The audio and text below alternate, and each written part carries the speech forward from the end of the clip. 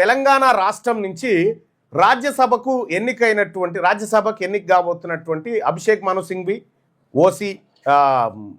OC సామాజిక వర్గం. ఈయన పేరేంది?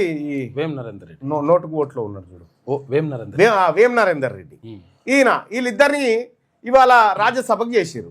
వాస్తవానికి సీట్ ఎవరిది? కేశవరావు బీసీది సీటు. బీసీ సీటు తీసుకుపోయి ఓసీకి ఇచ్చి, అది పోని మరి ఎవరికన్నా ఒక పని మంతునికి ఇచ్చిండా? ఎస్సీలకు ఒక్క సీట్ ఇవ్వలేదే, ఒక్క ఎంపీ లేడు.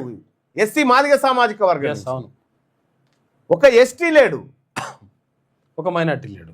ఎస్టీ ఉన్నాడు అనుకో, బలరాం నాయక్ ఉన్నాడు, సారీ. అయితే ఈ పుణ్యానికి వచ్చి ఉత్తగొచ్చేటి ఏమో వేం నరేందర్ రెడ్డి గెలుస్తాడాయనన్నా ఓ జెడ్పీటీసీ చూద్దాం, ఏమన్నా గెలుస్తాడేమో చూద్దాం.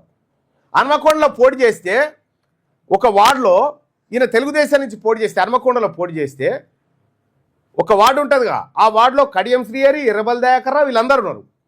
4 ఓట్లు పడ్డాయా ఈ వేం నరేందర్ రెడ్డి? మొత్తం పడ్డాయా? 4 ఆ వార్డులో, ఆ బూత్లో 4 ఓట్లే పడ్డాయి. ఆ బూత్లో టాప్ లీడర్స్ ఉన్నారు. గదా అయిన పరిస్థితి. వేం నరేందర్ రెడ్డి అట నిధులు గుంజుకొస్తారట. వాహ్, నిధులు గుంజుకొచ్చే బ్యాచేనా మీది? మీది నిధులు గుంజుకొచ్చే బ్యాచేనా?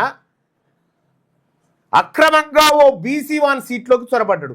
గాంధీ భవన్లో ఉన్నటువంటి కట్టప్పలకు నేను చెప్తా ఉన్నా, బీసీ నాయకులకు చెప్తా ఉన్నా, ఎస్సీ ఎస్టీలకు చెప్తా ఉన్నా, చూసిరా ఎవందా పార్టీ?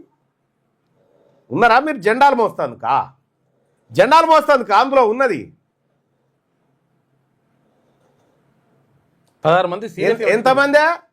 ఏమైందా గజ్జల కాంతం గారు? ఏమైంది? ఎటువైంది నీ సీటు? నీ జీవితం అంతా ఈ వరిత మైకుంగట వరితందుకేనా, లేకపోతే ఏమైనా పదవి చేపట్టేది ఉందా? బెల్లయ్య నాయక్ గారు ఏమైందండి? ఇక బీసీ డీసీసీలు అని చేసి బీసీ డీసీసీలో కాడ సంగీత్ కార్యక్రమం పెట్టిరు, డాన్సుల కార్యక్రమం, సంగీత్.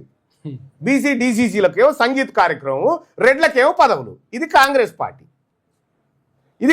పార్టీ విధానం. ఒక్కటి కూడా లేదు పాపం.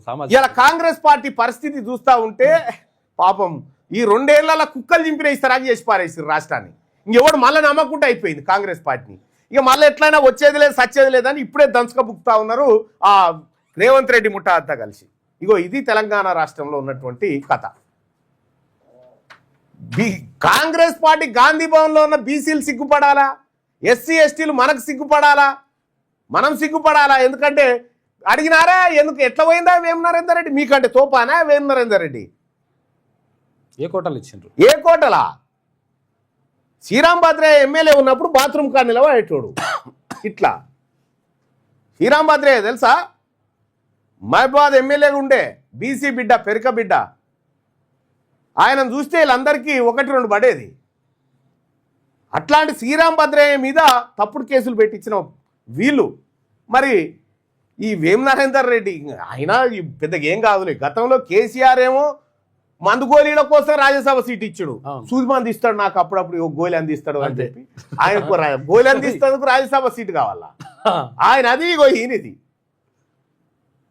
అసలు ఈయన జెడ్పీటీసీ మెంబర్కే ఎక్కువ. ఎవరు? వేం నరేందర్ రెడ్డి. ఆయనకు ఎంపీ స్థానం.